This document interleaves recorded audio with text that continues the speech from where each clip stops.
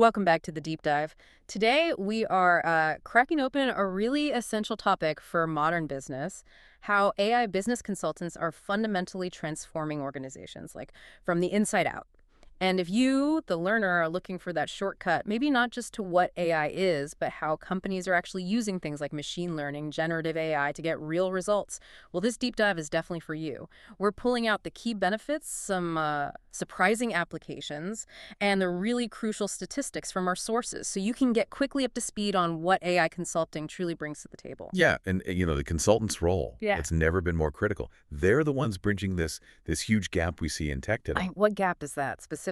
It's the gap between let's say, the promise of all this amazing cutting-edge tech, machine learning models, deep learning, generative AI, and the practical day-to-day reality of a business. The reality of eating what? Sustainable growth, smooth operations. Exactly. They guide companies through what can be a really complex AI adoption journey, making sure innovation isn't just, a shiny object for a press release. Right. It needs to actually work. It needs to drive tangible results, align with the core business goals, and crucially, it has to be scalable across the whole company.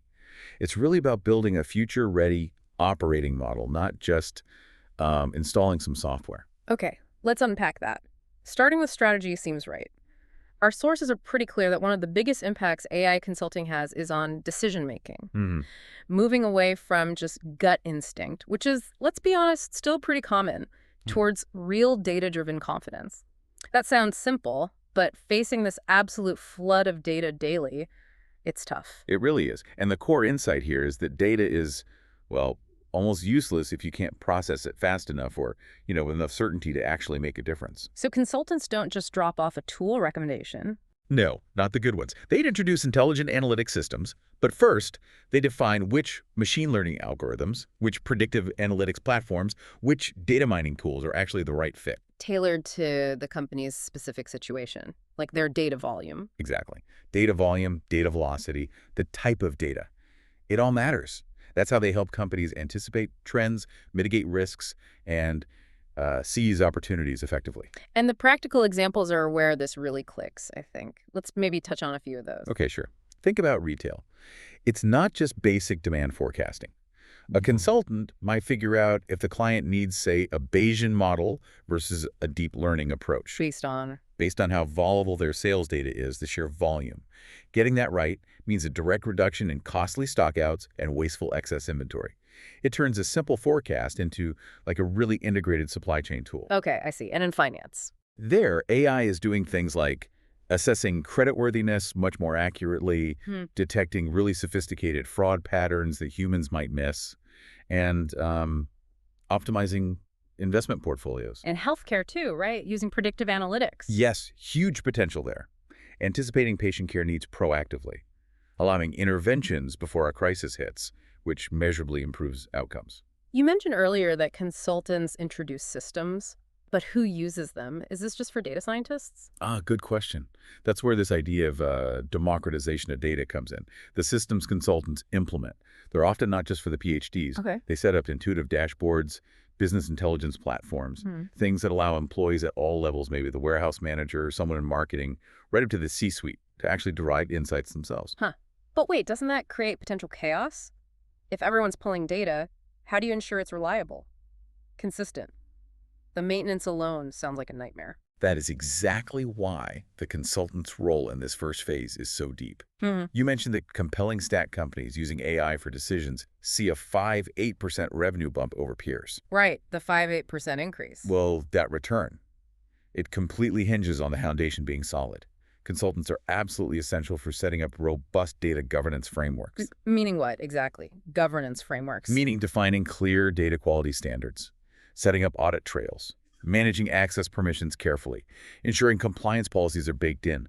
Without that underlying structure, the analytics can quickly become unreliable, and that ROI, it just evaporates. Okay, that makes total sense. You need reliable data for reliable processes, which leads us nicely into the next big area, operational efficiency, getting those measurable cost reductions. Yes. This feels like where AI moves from maybe a strategic idea to something that directly impacts the bottom line, a cost-saving engine. Absolutely. Now we're often looking at the back office. And the main goal is freeing up your skilled people from doing, frankly, the boring, repetitive tasks. How? What are the tools? We're talking about deploying intelligent automation solutions. Things like robotic process automation, RPA, which is great for automating structured data tasks. Think filling out forms, moving data between systems. Okay. And you combine that with things like natural language processing, NLP, which can handle unstructured stuff, customer emails, documents, support tickets. So the consultant doesn't just sell the software. No, and it's the process mapping that's key. They really spend time identifying the biggest bottlenecks first. Is it data entry slowing things down, invoice processing, maybe HR onboarding or procurement? Finding the friction point. Finding the friction, exactly. And then they implement the specific tools needed to provide that, 24/7 consistency. Systems don't get tired. They don't make typos at 3 a.m. I think customer service is probably the most relatable example for many people. That used to be such a huge cost center requiring so many people. Yes, absolutely. And we see widespread deployment now of virtual assistants, AI voice agents. They handle common queries with surprisingly high accuracy and, importantly, with consistent empathy, which is hard to maintain for humans all day. Right. And think about logistics, supply chain management. AI optimizes delivery routes in real time, tracks shipments accurately, even predicts when trucks or equipment might need maintenance, all minimizing downtime, improving reliability. The savings potential you mentioned is, What?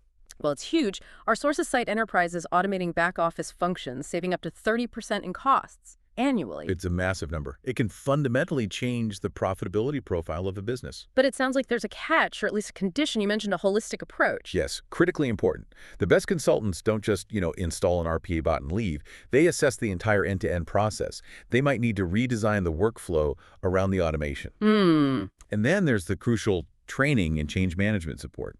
You have to bring the employees along. If they don't trust the system or don't understand how it helps them, they'll find workarounds and poof, the investment is neutralized. That makes sense. People are key. Which leads us right into custom solutions. Because not every business is the same, right? They have unique needs, maybe older IT systems, legacy stuff. Yeah. How do consultants tailor AI? It really has to start with a deep diagnostic, an audit of the client's current operations, their existing tech stack. They have to figure out, for example, does this specific manufacturer with all its heavy machinery need a custom-built predictive maintenance model? Using what? IoT data? Exactly, integrating data from IoT sensors with machine learning algorithms to predict failures and dramatically reduce equipment downtime. That's highly custom. Or thinking about those high-stakes fields like law or finance. Right. They might use very specialized NLP tools. Tools designed to automate compliance review, sifting through thousands of documents, or accelerate legal case analysis. This can drastically cut down human error in reviewing massive amounts of text. It feels precise because it has to be. That precision sounds great, but you mentioned something earlier about culture. Our sources have a pretty stark statistic on this. They do. And it's a crucial point. Precision isn't the whole story. This stat says 91% of businesses report that successful AI integration depends heavily on aligning the technology with the existing workflow and the company culture. 91%, that's almost everyone. It sounds like if you ignore the culture fit, you're almost guaranteed to fail. Can you paint a picture of what that misalignment actually looks like? Sure. Imagine a sales team. The consultant implements this super smart AI system. It automatically logs customer calls, suggests next steps, flags hot leads. Well, sounds great, right? Seems efficient. But if the sales team starts to feel like the system is just monitoring them, like Big Brother, rather than helping them, or if they feel it actually adds more cumbersome data entry to their day, They'll resist. they'll absolutely resist. They might keep their own spreadsheets on the side. They won't input data properly. Suddenly, the data quality plummets, the AI's predictions get worse, and the whole multi-million-dollar solution fails. Not because the tech was bad, but purely because of a lack of cultural buy-in and trust. That soft skill aspect. The consultant has to address it. Wow. Okay, that really reframes the whole idea of competitive advantage. It's not just about having smarter tech. No, it's about enabling growth by actually transforming how people work and think.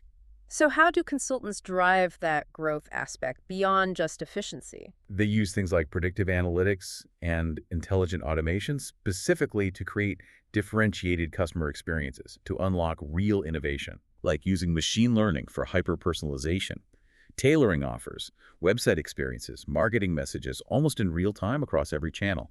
anticipating what a customer might need next, dynamically adjusting pricing strategies. And generative AI, is that playing a role? Increasingly, yes. It's being used to, say, rapidly prototype new product concepts based on analyzing real-time consumer feedback from social media or reviews. It can dramatically speed up the R&D cycle. And there's a bottom line impact from this focus on innovation too, isn't there? There is. We saw that figure. Yeah. Companies using predictive AI in retail, they report a substantial 20% increase in upsell revenue. The technology isn't just saving costs. It's actively creating new income. 20% is significant. It really is. And one more thing on growth. Consultants accelerate the whole experimentation process. They can deploy AI-driven testing frameworks, sophisticated A/B testing, even reinforcement learning agents, allowing companies to pilot bold new ideas quickly, with less risk, and refine them much faster. Compressing that go-to-market timeline. Exactly, which in itself is a major competitive edge. Okay, let's pivot slightly. We've talked strategy, efficiency, growth. What about defense? Risk management, compliance. This feels like an area that's maybe less glamorous, but increasingly critical. Absolutely critical and often underestimated. Tightening regulations everywhere, constant digital threats. AI provides a really proactive shield here. How so? AI-enabled security frameworks use machine learning algorithms that constantly monitor data streams, network traffic, user activity, transactions. They learn what normal looks like for that specific organization. And then flag the weird stuff. Precisely. They instantly flag anomalies, suspicious activities, potential fraud, unusual data access, malware behavior in real time. It's far faster and more accurate than any team of humans or simple rule-based system could ever be. Okay, and compliance. That's a minefield, especially for companies operating internationally. GDPR, HIPAA, CCPA, ISO standards. How does a consultant help navigate that complexity? They often seem to conflict. That's where their expertise is invaluable. They often implement what you might call a unified compliance platform. They translate all these diverse, sometimes overlapping global legal requirements Into a single set of rules. into a single automated set of technical controls within the AI system and the broader IT environment. They ensure data is classified correctly, retained appropriately, accessed legitimately, meeting the highest common standard across regulations. And the reporting aspect? Audits. They build automated audit trails and intelligent reporting systems. So when regulators come knocking, the required documentation is basically there at the push of a button. Which must save a lot of time and money during audits. Immense amounts. The statistic we have is that AI-enhanced compliance programs can reduce audit costs by up to 50%. But maybe even more important than the cost saving is the adaptability. They design these systems to be flexible. They meet today's complex demands, yes, but they're also adaptable enough to handle emerging compliance requirements tomorrow. This avoids those painful, expensive, rip-and-replace projects every few years when a new regulation comes out. Okay, this is all very compelling, but let's get really practical for a moment. For you, the listener, who might be thinking, okay, this sounds powerful, but what does it actually involve? And can my business even afford this? Let's talk implementation costs. Sure. So the scope of work for a consultant here, it's typically end-to-end transformation. It starts with assessing your readiness technologically, culturally. Okay. Then identifying the highest impact areas where AI could make a difference. Designing and deploying the tailored systems we've talked about. Overseeing the tricky integration phase. And crucially, providing ongoing optimization, training, and support. So they're not just software vendors. Absolutely not. But they shouldn't be. They're transformation partners. They bring the methodology, the expertise, the change management. But the cost. Can a small business realistically engage with this? It sounds very enterprise level. That's a common perception. But the sources actually confirm that, yes, small businesses can benefit. There are consultants who specialize in serving startups and SMBs. And what do they offer? Scaled-down versions. Sort of. They implement what you might call right-sized automation or analytics. They focus on immediate, high-impact friction points, maybe automating one specific marketing task or streamlining a procurement workflow, things that give SMBs some enterprise-grade capability, but affordably and with a faster ROI. Okay, so what are we talking cost-wise? Ballpark figures. It varies hugely, of course, based on complexity and scope, but for smaller, very targeted projects like automating a single process, you might be looking at $20,000 to $50,000. Right. But for those bigger enterprise-wide transformations, integrating AI deeply across multiple departments, those can easily exceed $250,000, sometimes much more. That's a significant investment. How is it justified? How quickly do companies see a return? The justification comes back to those efficiency gains, the cost savings, the revenue increases we've discussed, and the speed of return is often faster than people think. Typically, ROI is seen within 6 to 12 months. 6 to 12 months, that's pretty quick for that level of investment. It can be, especially if focused on those high-impact efficiency areas initially. And to make sure that ROI is tracked and achieved, consultants define very clear key performance indicators KPIs right at the start. Like what? Things like reduction in process time, measurable improvements in decision accuracy, higher customer satisfaction scores, and of course the hard numbers, cost savings and revenue growth. And they provide ways to monitor this. Yes, absolutely. They'll typically set up dashboards that monitor these KPIs continuously. This keeps the investment transparent and ensures everyone stays focused on the results. Okay.